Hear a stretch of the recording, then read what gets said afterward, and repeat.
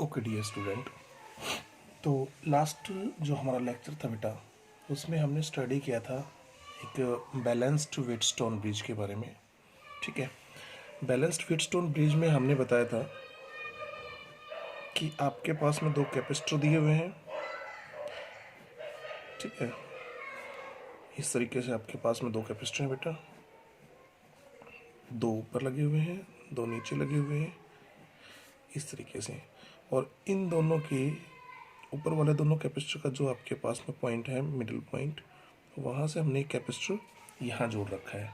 ठीक है, इसको आप ऐसे सर्किट के रूप में भी देखोगे, बहुत सारी जगह पे आपको ऐसा भी बना हुआ मिलेगा। तो बात वही है, सिर्फ वायर्स का पैटर्न चेंज है। ठीक है, ज़्यादा कुछ सोचना नहीं है, ये भी वही पैटर्न है जो यहाँ हमने बना के आप लोगों को दिखाया हुआ है। ठीक है, ये भी आपका व्हीटस्टोन ब्रिज ही है बेटा। ठीक है, अब ये बैलेंस्ड है या अनबैलेंस्ड है उसको अपन चेक कर लेते हैं। ठीक है, तो सपोज कीजिए कि ये जो रेजिस्टेंस है बेटा, ये जो कैपेसिटर सॉरी, इसका वैल्यू मान लीजिए आपके पास में है 10 माइक्रो फेराड और इस वाले का मान लीजिए 20 माइक्रो फेराड है। ठीक है, इस वाले का आपको दे रखा है 5 माइक्रो फेराड और इस वाले का आपको दे रखा है 10 माइक्रो फेराड। ठीक है, ये आपका टर्मिनल है ए, ये आपका टर्मिनल है बी। ठीक है, ये आपके पास में हो गया। जो मिडिल कैपेसिटर है वो आप कितनी भी वैल्यू का ले लीजिए, ठीक है, उससे कोई फ़र्क नहीं पड़ता, आप इसको सी ले लीजिए। ये कुछ भी हो सकता है, कोई ऐसा इश्यू नहीं है कि भाई ये स्पेशलाइज्ड कोई ऐसा कैपेसिटर होना ज़रूरी है। ठीक है ना, it doesn't affect overall result. जो मिडिल वाला कैपेसिटर है वो हमारे रिजल्ट को किसी भी तरीके से अफेक्ट नहीं करेगा। तो बेटा ये जो चीज़ है, यानी कि यहाँ पर भी बिल्कुल ऐसा ही बना हुआ है, ये 10, ये 20, ये सी मान लिया, ये 5 का हो गया और ये 10 का हो गया। पॉइंट हो गया आपके पास में ए, पॉइंट हो गया आपके पास में बी। ठीक है, आपको इस फॉर्म में मिलेगा। तो ये आपके पास में हो गया। एक और फॉर्म भी बेटा आपको देखने को मिलती है यहाँ पर। वो फॉर्म क्या होती है, एक कैपेसिटर ऐसा लगा हुआ होता है, एक कैपेसिटर ऐसा लगा हुआ है, एक कैपेसिटर ऐसे लगा हुआ है। ठीक है, और यहाँ से एक कैपेसिटर आपके पास में, यहाँ से नहीं, यहाँ एक कैपेसिटर आपके पास में यहाँ यूँ लगा हुआ है, सॉरी रीड्रॉ करते हैं इसको।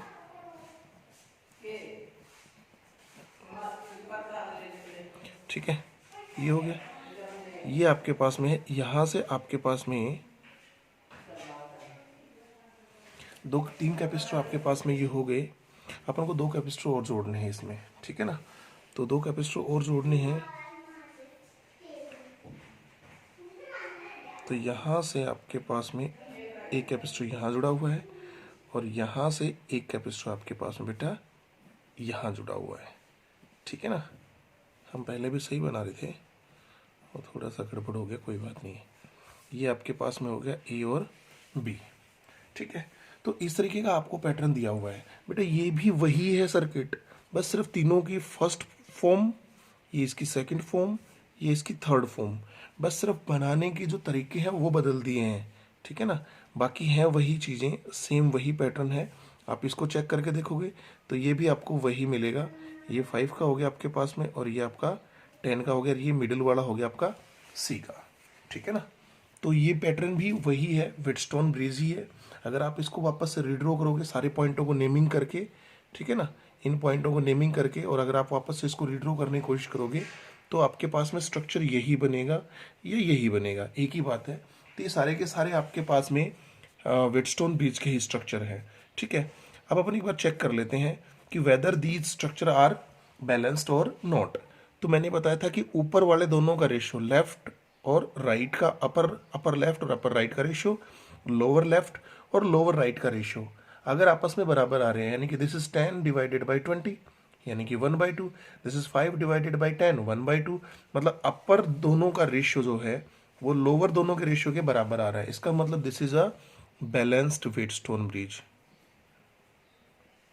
This is balanced Wheatstone bridge. और जब बैलेंस्ड होता है तो आपको पता है कि जो मिडल वाला कैपेसिटर होता है बेटा, ये वाला, इसमें से चार्ज का फ्लो नहीं होता। ठीक है ना, तो जब जिसमें से चार्ज का फ्लो नहीं होगा वो कैपेसिटर सर्किट से क्या हो जाएगा बेटा, एलिमिनेट हो जाएगा, यानी कि उसको हम सर्किट से आउट कर देंगे। इस तरीके से यहाँ पर भी 10, 20 एंड 5 और 10, तो ये मिडिल वाला कैपेसिटर है, ये क्या हो जाएगा, यहाँ से एलिमिनेट हो जाएगा, यानी कि इसमें चार्ज का फ्लो नहीं होगा। और मैंने लास्ट टाइम आप लोगों को बताया था कि आप कैसे चेक करोगे कि इसमें चार्ज का फ्लो करेगा कि नहीं करेगा। तो मैंने यही कहा था कि भाई यहाँ एक पॉइंट मान लो जिसका पोटेंशियल एक्स है, इसका यहाँ मान लो जिसका पोटेंशियल वाई है, and you just have to find out the value of x and y. और अगर एक्स और वाई की दोनों की वैल्यू अगर सेम आ गई तो इसका मतलब इस कैपेसिटर के अक्रॉस जो पोटेंशियल डिफरेंस आएगा वो क्या आएगा बेटा, जीरो आएगा। ये भी और ये भी, मान लीजिए एक्स की वैल्यू आपके पास में समहाउ आ गई 2 वोल्ट के बराबर, और वाई की वैल्यू भी अगर आपके पास में 2 वोल्ट आ गई, तो दोनों के बीच में पोटेंशियल डिफरेंस जीरो। अगर पोटेंशियल डिफरेंस जीरो है तो चार्ज का फ्लो नहीं होगा, ठीक है ना। और सिमिलरली यहाँ पर भी ये आपके पास में एलिमिनेट हो जाएगा, ठीक है। तो ये तो थी बात बेटा बैलेंस्ड वेस्टोन ब्रिज की।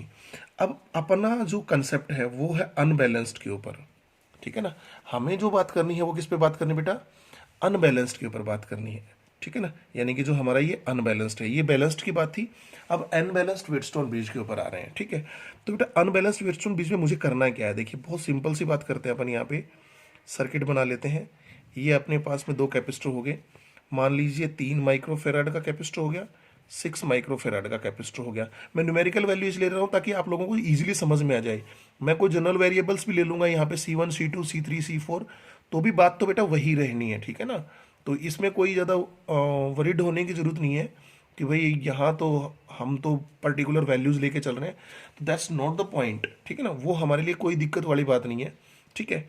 यहाँ मैंने कर दिया 6 माइक्रोफेराड और यहाँ कर दिया मैंने 3 माइक्रोफेराड बेटा, ठीक है। मैंने बहुत ही सिंपल सा एक वैल्यूज़ के तौर के ऊपर ये स्ट्रक्चर बनाया है, और जो आपका सेंट्रल वाला है वो है 2 माइक्रोफेराड का। अब एक बार चेक कर लेते हैं बेटा कि ये बैलेंस्ड है या नहीं है। तो हमारे पास में वही तरीका है कि लेफ्ट अपर और राइट अपर का जो आपके पास में रेशियो है, लेफ्ट अपर 3, राइट अपर आपके पास में क्या है 6, 3/6 1/2, लेकिन हियर इज 6/3, इट्स 2 नॉट 1/2। तो ऊपर दोनों का रेशियो यानी कि इन दोनों का जो रेशियो बेटा वो इन दोनों के रेशियो के बराबर नहीं है, ठीक है ना। ये बात हमारी क्लियर हो गई कि यहां पर ये दोनों क्लियर, इनका रेशियो बराबर नहीं आ रहा है, ठीक है।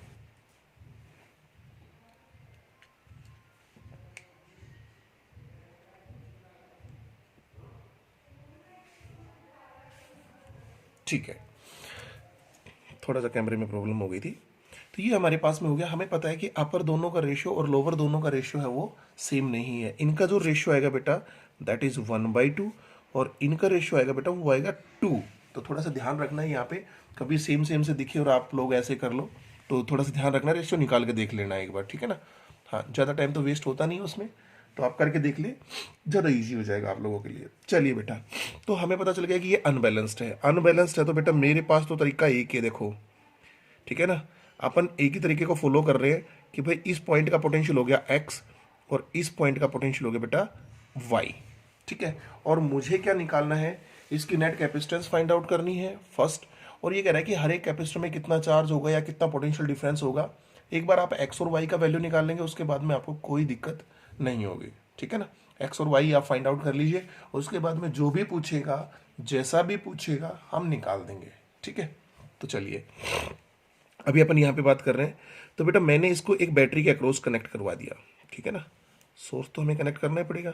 ये मेरे पास में बेटा एक बैटरी हो गई, यहाँ पर मैंने इसके अक्रॉस एक सोर्स, आप बैटरी कह दीजिए, सेल कह दीजिए, मैंने कनेक्ट करवा दिया है, ठीक है।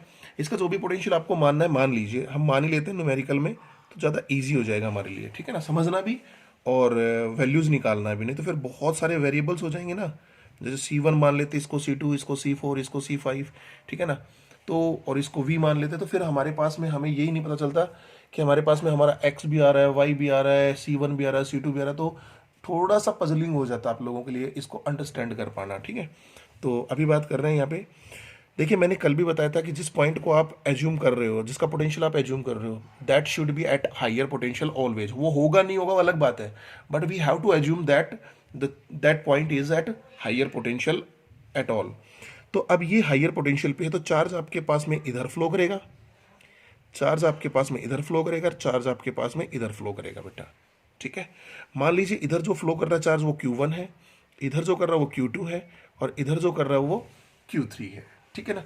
और मुझे पता है कि यहाँ पर जो आपके पास में Q1 plus Q2 plus Q3 जो तीनों चार्ज फ्लो कर रहे हैं, उनका जो टोटल सम आएगा वो किसके बराबर आएगा, जीरो पे, क्योंकि X जो पॉइंट है वो एक जंक्शन पॉइंट है, और जंक्शन के ऊपर जो टोटल करंट जितना निकल रहा है, जितना बाहर जा रहा है, उतना ही करंट जंक्शन के अंदर आएगा। ये हम पहले भी पढ़ चुके हैं जंक्शन रूल में, किरचॉफ्स जंक्शन रूल या करंट रूल या लूप, वो जो आपके पास में, ठीक है ना, दो रूल पढ़े थे, जंक्शन रूल और लूप रूल में। तो जंक्शन रूल हम यहाँ पे अप्लाई कर रहे हैं। तो टोटल चार्ज जितना फ्लो करके बाहर जा रहा है, ये जा रहा है, आ कितना रहा है, आता हुआ तो हमें दिख ही नहीं रहा, तो इसका मतलब आने वाला करंट क्या था, जीरो, तो जाने वाला करंट भी क्या होगा, टोटल जीरो। अच्छा, अब यहां पर आपके पास में 12 वोल्ट है बेटा, तो यहां पर भी आपके पास में पोटेंशियल कितना होगा बेटा, इस पॉइंट के ऊपर 12 वोल्ट, और इस पॉइंट पे पोटेंशियल कितना होगा बेटा, 0 वोल्ट, ठीक है। ये लीजिए, तो अब यहां पर जो चार्ज फ्लो कर रहा है, इसमें जो चार्ज फ्लो कर रहा है Q1, इसमें जो फ्लो कर रहा है Q2, और इसमें जो फ्लो कर रहा है बेटा वो Q3 है, ठीक है।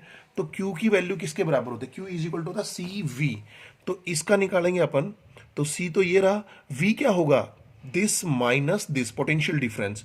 तो Q1 की वैल्यू आपके पास में मैं यहां लिख रहा हूं, Q1 इज इक्वल टू बेटा 3 इंटू एक्स माइनस 12, ठीक है। Q2 का वैल्यू क्या आएगा बेटा, बताना जरा, शाबाश। Q2 का वैल्यू बिल्कुल सही बात है, क्या आएगा आपके पास में, x minus y multiplied by 2, ठीक है ना। और Q3 का वैल्यू क्या होगा बेटा, Q3 का वैल्यू होगा x minus zero, x minus zero, potential difference, और कैपेसिटेंस कितनी है बेटा आपके पास में, 6, ठीक है। ये आपके पास में Q1 Q2 और Q3, ये वैल्यू यहाँ पे पुट कर दें, चलिए। तो ये आ जाएगा आपके पास में 3 into x minus 12 plus 2 into x minus y plus 6x। देखो बेटा ये तो जीरो तो हो ही जाएगा ना, हाँ, इसको सिंप्लीफाई करते हैं बेटा, तो ये आ जाएगा 3x माइनस 36 बेटा, प्लस यहाँ पे आ जाएगा 2x माइनस का 2y और प्लस का 6x and equal to zero, ठीक है। वेरिएबल एक बार सेपरेट कर लेते हैं इसके, वेरिएबल सेपरेशन के बाद में ये और ये कितना हो गया बेटा आपके पास में, 3, 5 और 11, यानी कि 11x, और ये हो जाएगा आपके पास में, यहाँ आ जाएगा आपके पास में सिर्फ 2y माइनस का 2y और इक्वल टू 36, इक्वेशन नंबर 1, ठीक है। अच्छा, अब बात करते हैं किसकी, अब इस पॉइंट को ले लेते हैं। तो ये पॉइंट लिया, तो ये पॉइंट अब हमेशा हाइयर पोटेंशियल पे माना जाएगा। तो यहां से चार्ज फ्लो कर रहा है मान लीजिए Q1 डैश, इधर फ्लो कर रहा है मान लीजिए Q2 डैश, और इधर फ्लो कर रहा है बेटा Q3 डैश, ठीक है। अब इनकी वैल्यू यानी कि Q1 dash plus Q2 dash plus Q3 dash, इनका सम भी क्या आएगा बेटा, जीरो के बराबर आएगा। अगर इनका सम जीरो के बराबर आएगा तो देखते हैं फिर, तो यहां पर Q1 किसके बराबर आएगा, C इंटू वी, तो C क्या होगा, y माइनस 12, पोटेंशियल डिफरेंस आएगा y माइनस 12, और चार्ज की और कैपेसिटेंस 6, प्लस Q2 आएगा y माइनस एक्स, और मल्टीप्लाइड बाय कैपेसिटेंस कितने का है, 2 का है, ठीक है। नेक्स्ट में आपके पास में क्या आएगा भाई, y माइनस जीरो, और मल्टीप्लाई में क्या आएगा बेटा आपके पास में 3 एंड दैट्स इक्वल टू 0। इसको रीअरेंज करके सिंप्लीफाई कर लेते हैं, तो 6y माइनस 72, ठीक है ना, प्लस का 2y माइनस का 2x और प्लस का 3y and that's equal to 0, ठीक है।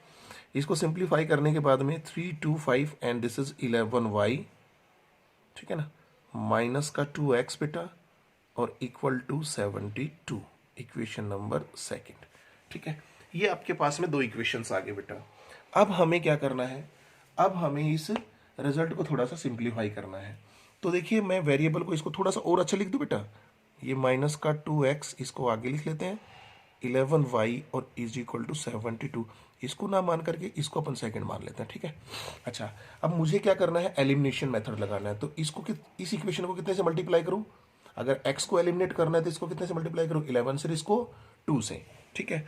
तो first multiplied by 2 and second multiplied by 11, तो क्या देगा बेटा रिजल्ट, देखिए इसको 2 से मल्टीप्लाई करेंगे तो 22 ऑफ एक्स माइनस 4y और 72 बेटा, हो गया।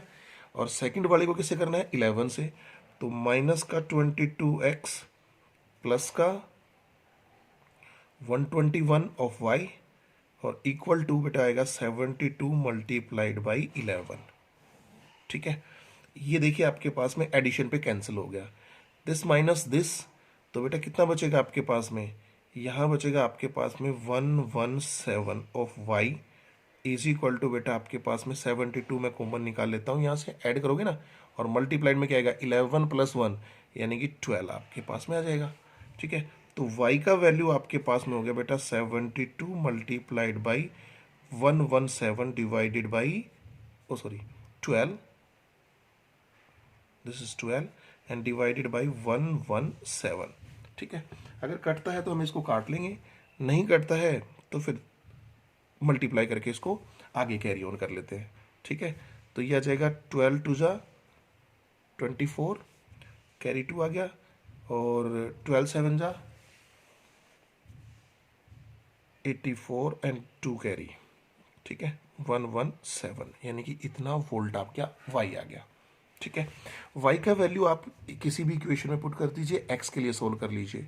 ठीक है, तो y का वैल्यू मैं इस इक्वेशन में पुट कर रहा हूँ बेटा, और इसको सोल्व कर रहा हूँ, देखो जरा, 11x is equal to 36 plus 2, और y की जगह पे बेटा आपके पास में आ जाएगा 864 डिवाइडेड बाई 117।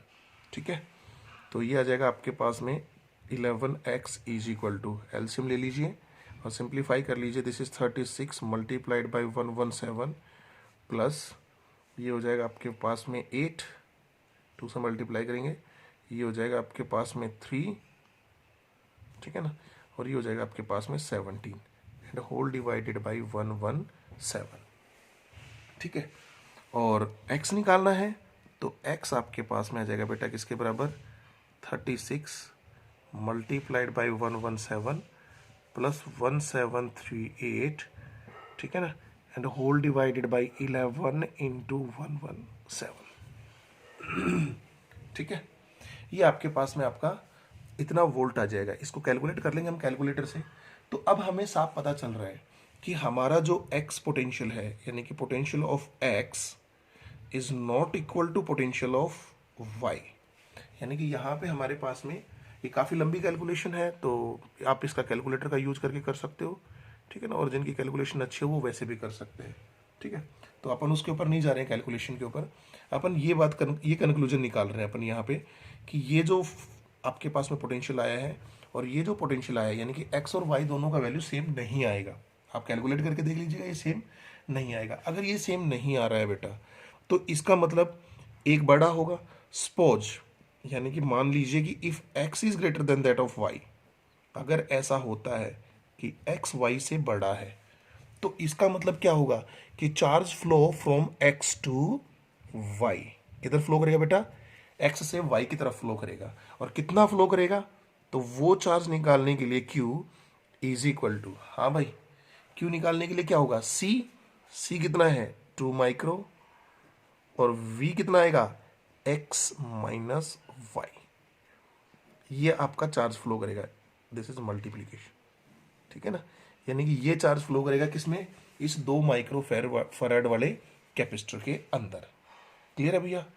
ठीक है, अच्छा अब ये कह रहा है कि जी इसमें कितना फ्लो करेगा, तो इसका बेटा हमने निकाल तो रखा है, क्या आएगा, x निकाल रखा है, x माइनस 12, और ये आपके पास में कितना आ जाएगा 3, तो मल्टीप्लाई कर लीजिएगा इसको। लेकिन जब x माइनस 12 करोगे तो x 12 से छोटा आएगा, तो इसका मतलब क्या हुआ कि चार्ज इधर फ्लो नहीं करेगा, चार्ज इधर फ्लो करेगा, यानी कि यूं फ्लो करेगा वो। क्लियर है? जहां भी चार्ज नेगेटिव में आ रहा है बेटा, तो वहां जो आप चार्ज की डायरेक्शन ले रहे हो उसके जस्ट रिवर्स हो जाएगी डायरेक्शन, क्योंकि नेगेटिव डायरेक्शन थोड़ी फ्लो करती है चार्ज। ठीक है ना, चार्ज तो higher potential to lower potential, हमने यहाँ मानना था x और y का पोटेंशियल भाई हायर है, x कंसिडर कर रहे हो तो वो 12 से हाई है, y कंसिडर कर रहे हो तो वो भी 12 और x से हाई है। ठीक है ना, वो कंसिडरेशन थी हमारी, वो एक एजम्पशन था हमारा, लेकिन एक्चुअल बात यहाँ पे आएगी आपके पास में, जब आप इनके लिए सोल्व करोगे तो Q1 के लिए सोल्व करने के लिए आपको क्या निकालना है, ये रहा। Q2 के लिए क्या रहा, ये रहा। Q3 के लिए क्या रहा, ये रहा। अच्छा, यहां से अगर फ्लो कर रहा है तो यहां से आपके पास में Q1 ये रहा, Q1 dash, Q2 dash, Q3 dash. और जब हर कैपेसिटर में आपके पास में बेटा चार्ज आ गया तो उससे कैपेसिटर की वैल्यू भी है, चार्ज की वैल्यू भी है, तो उनमें पोटेंशियल ड्रॉप निकालना कोई बहुत बड़ी बात नहीं है, क्योंकि potential drop V is equal to आपके पास में क्या होता है, Q बाई C। वो लगा लेंगे तो हर एक कैपेसिटर के अंदर आप क्या निकाल सकते हो, चार्ज निकाल सकते हो। हर एक कैपेसिटर में क्या निकाल सकते हो, पोटेंशियल निकाल सकते हो। मिडिल वाले कैपेसिटर में कितना चार्ज फ्लो कर रहा है वो आप फाइंड आउट कर सकते हो। एक्स और वाई पॉइंटों के बीच में पोटेंशियल डिफरेंस कितना है वो आप फाइंड आउट कर सकते हो। ठीक है ना। तो this is the case of unbalanced Wheatstone bridge. ठीक है, इसमें कोई भी वैल्यू हो, कैसी भी वैल्यू हो, आप इजीली उनको कैलकुलेट कर सकते हो। तो वही तरीका है, बस बैलेंस्ड वाले में एक्स और वाई का पोटेंशियल डिफरेंस क्या आएगा बेटा, 0 आएगा। ठीक है ना। जो बैलेंस्ड व्हीटस्टोन ब्रिज होगा उसमें एक्स और वाई के बीच में पोटेंशियल डिफरेंस क्या आएगा, 0 आएगा। लेकिन अनबैलेंस्ड वाले में एक्स और वाई का पोटेंशियल डिफरेंस 0 नहीं आएगा। और 0 नहीं आएगा तो फिर आप इसको सिंप्लीफाई कर ही सकते हो। एक्स की वैल्यू निकालो, वाई की वैल्यू निकालो, और दोनों के बीच में जो भी पोटेंशियल, जो भी बड़ा है, बड़े में से छोटा घटा के पोटेंशियल डिफरेंस आ जाएगा। And charge always flow from higher to lower. तो ये याद रखना, अगर एक्स हाई आ रहा है तो चार्ज फ्लो करेगा एक्स से वाई की तरफ, और वाई हाई आ रहा है तो चार्ज फ्लो करेगा वाई से एक्स की तरफ। ठीक है, चलिए, तो ये हमारे पास में था। और एक लास्ट बेसिस कैपेसिटर का जो लास्ट हमारे पास में एक टॉपिक मेरा छूट गया था बीच में, ठीक है ना, फोर्स ऑन अ डाइलेक्ट्रिक।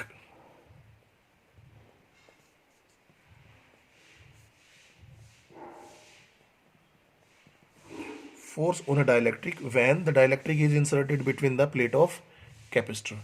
ठीक है ना, यानी कि अगर आप किसी डाइलेक्ट्रिक को किसी कैपेसिटर की प्लेटों के बीच में इंसर्ट कर रहे हो तो उस डाइलेक्ट्रिक के ऊपर कितना फोर्स काम करेगा, कैसे फोर्स काम करेगा, वो आपको पता लगाना है। देखिए, ये मेरे पास में बेटा एक पैरेलल प्लेट कैपेसिटर हो गया। ठीक है, let this be a parallel plate capacitor. इस कैपेसिटर की प्लेटों के ऊपर आपके पास में चार्ज है, इस पे आपने पॉजिटिव चार्ज दिया हुआ है। ठीक है, इस पे आपका नेगेटिव चार्ज आ जाएगा। अब मेरे पास में एक डाइलेक्ट्रिक है बेटा, ये सपोज कीजिए एक डाइलेक्ट्रिक है, और उस डाइलेक्ट्रिक को मैंने इन प्लेटों के बीच में क्या कर रहा हूँ, इंसर्ट कर रहा हूँ। यानी कि ये मेरा वो डाइलेक्ट्रिक हो गया, और that dielectric is inserted between these two plates. ठीक है, ये लीजिए, ये डाइलेक्ट्रिक हो गया, जिसका डाइलेक्ट्रिक कांस्टेंट क्या है बेटा, के बराबर है। इसको मैं इन प्लेटों के बीच में इंसर्ट करवा रहा हूँ इस तरीके से। ठीक है, तो होगा क्या, आपको पता है डाइलेक्ट्रिक पोलराइजेशन का, कि अगर प्लेट के ऊपर पॉजिटिव चार्ज है तो यहाँ पर कैसा चार्ज इंड्यूस्ड होगा डाइलेक्ट्रिक पे, नेगेटिव, और इधर कैसा इंड्यूस्ड होगा, पॉजिटिव। इज इट राइट और नॉट भैया। तो इसका मतलब कि प्लेटों के बीच में डाइलेक्ट्रिक को क्या करेंगे, प्लेटों का जो चार्ज है ये पॉजिटिव इसको क्या करेगा, अट्रैक्ट करेगा, ये नेगेटिव इसको अट्रैक्ट करेगा। तो यानी कि ये डाइलेक्ट्रिक के ऊपर जो फोर्स लगेगा कैपेसिटर की वजह से वो कहाँ लगेगा बेटा, नीचे की तरफ लगेगा। ठीक है ना, यानी कि ये खींच रही है, कौन, कैपेसिटर की प्लेटें डाइलेक्ट्रिक को अपने अंदर खींच रही हैं। ठीक है ना, तो ये आपके पास में सिस्टम आएगा, ये हमें निकालना है कि फोर्स कितना लगेगा। चलिए, तो मान लिया कि ये यहाँ से यहाँ तक मेरे पास में जो डाइलेक्ट्रिक इसके अंदर इंसर्ट किया है बेटा, ये वाला आपके पास में डाइलेक्ट्रिक इंसर्ट किया है, तो कितना इंसर्ट किया है ये डाइलेक्ट्रिक वो मुझे पता लगाना है। तो मान लीजिए कि जो डाइलेक्ट्रिक है आपके पास में यहाँ से यहाँ तक, ये x तक इंसर्ट किया है। ठीक है बेटा, कितना इंसर्ट किया है, x डिस्टेंस तक इंसर्ट किया है, और यहाँ पर ये आपके पास में क्या है बेटा, d है। और प्लेटों का एरिया क्या होगा आपके पास में, प्लेट आप मान सकते हो कि आपके पास में ये 3D दिखा रहा हूँ मैं इस तरीके से। ठीक है ना, और डाइलेक्ट्रिक भी आप ऐसे दिखा सकते हो 3D में, डाइलेक्ट्रिक भी ऐसी है। ठीक है, तो ये आपके पास में प्लेट का क्या हो गया, यहाँ पर ये डिस्टेंस आपके पास में टोटल मान लीजिए, ये प्लेट की लेंथ हो गई L।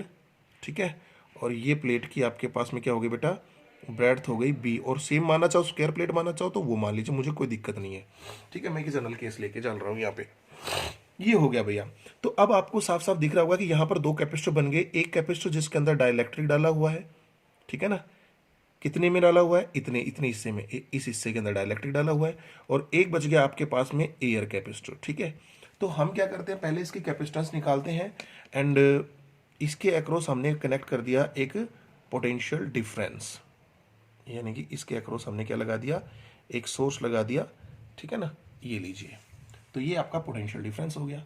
तो अब हमें कैलकुलेट क्या करना है बेटा, पहले देखिए आप लोगों को पता है कि हमारा मोटिव मैं बता देता हूँ कि हमें निकालना है फोर्स, और फोर्स हमें पता है कि वो होता है d u by d x, यानी कि पोटेंशियल एनर्जी का first order differentiation with respect to x, ठीक है ना, विद रेस्पेक्ट टू डिस्टेंस। ये आपके पास में क्या होता है, आपका फोर्स होता है। तो मतलब मुझे क्या निकालनी है, we have to find out the energy stored inside this system of. तो मैं इसको बाहर बना लेता हूं ताकि आप लोगों को आसानी से दिख जाए। ये मेरा एक कैपेसिटर हो गया भैया, जिसमें डाइलेक्ट्रिक डाला हुआ है के, और यहां से यहां तक इसका ये है एक्स। एक हो गया आपके पास में एयर कैपेसिटर, जो आपके पास में है ये, यानी कि एल माइनस एक्स, ठीक है। प्लेट जो आपके पास में है बेटा, मैं यूं बना दे रहा हूं, प्लेट जो है इसका आपके पास में ब्रेड जो दे रखा है वो है बी के बराबर, ठीक है। तो निकालें इसका कैपेसिटर, इसका कैपेसिटेंस निकालते हैं पहले। C1 इसको मान लेते हैं, C2 इसको मान लेते हैं बेटा, ठीक है। तो C1 क्या आएगा आपके पास में, C1 आ जाएगा बेटा K। अच्छा, अब हमें बात क्या करनी है, एरिया, कितना एरिया है, X तो डिस्टेंस और B इसकी बेटा ब्रेड्थ है, ठीक है ना। तो X इंटू बी के बराबर, ठीक है, डिवाइडेड बाई, सॉरी इसका एप्सिलम नोट तो आया नहीं ना, हाँ एप्सिलम नोट, के ए ये हो गया और एप्सिलम नोट। अच्छा डी, डी तो बेटा वही है गैप, तो डी इसका गैप वही रह जाएगा। अच्छा C2 कैलकुलेट करेंगे तो बेटा क्या होगा, C2 में एयर है, कितने वाले में है, तो ये आ जाएगा आपके पास में ये L माइनस एक्स और ये B, यानी कि एरिया हो जाएगा L minus x into b, ठीक है बेटा। और इसके साथ में क्या आ जाएगा, एप्सिलम नोट, के आएगा ही नहीं क्योंकि एयर है, एयर के लिए 1 होता है, और ये आ जाएगा आपका डी। अच्छा अब देखिए जरा, यहां पोटेंशियल डिफरेंस लगाया था मैंने इन प्लेटों के अक्रॉस, ये 0 और ये V वोल्ट का, ठीक है। तो इस प्लेट के ऊपर भी जो चार्ज होगा वो पॉजिटिव होगा, इस पे भी पॉजिटिव होगा, और इस पे भी नेगेटिव होगा और इस पे भी नेगेटिव, यानी कि इस प्लेट और इस प्लेट के बीच में पोटेंशियल डिफरेंस, और इस प्लेट के बीच में, दोनों कैपेसिटर अलग अलग मान लिए ना, तो पोटेंशियल डिफरेंस दोनों के बीच में क्या है बेटा, सेम है। तो यानी कि ये क्या है, पैरेलल में है। तो सी नेट जो आपके पास में आएगा बेटा, पैरेलल में होता है C1 प्लस C2, तो ये हो जाएगा आपके पास में, कॉमन बाहर निकाल लें तो B epsilon naught by D, तो बेटा बाहर आ जाएगा, दोनों को ऐड करोगे तो यहाँ आ जाएगा के एक्स, ठीक है, और यहाँ आ जाएगा आपके पास में एल माइनस एक्स। ये आपका आ गया नेट कैपेसिटेंस।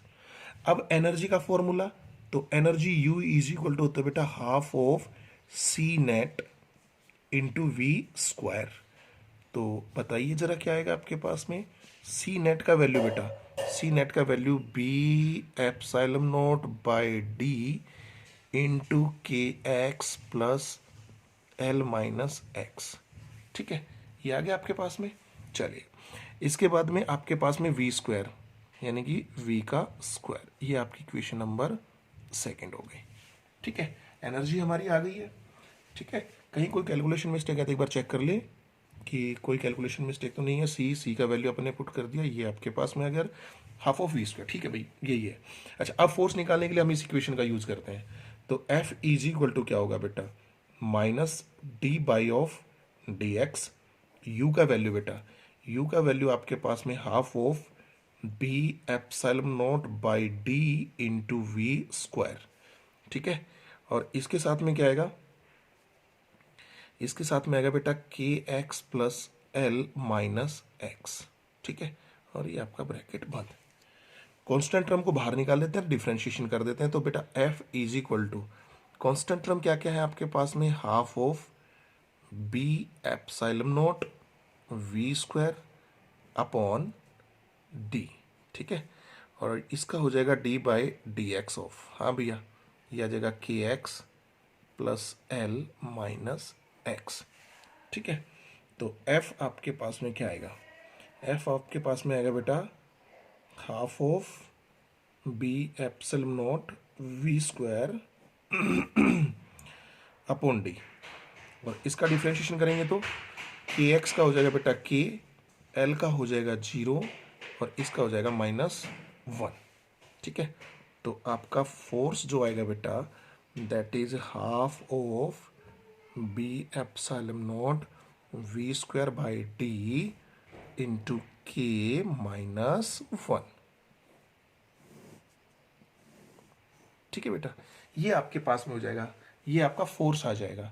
तो यहां पर आपको बिल्कुल क्लियरली दिख रहा है कि फोर्स डजंट डिपेंड, यानी कि एफ जो आया है वो डज नॉट डिपेंड्स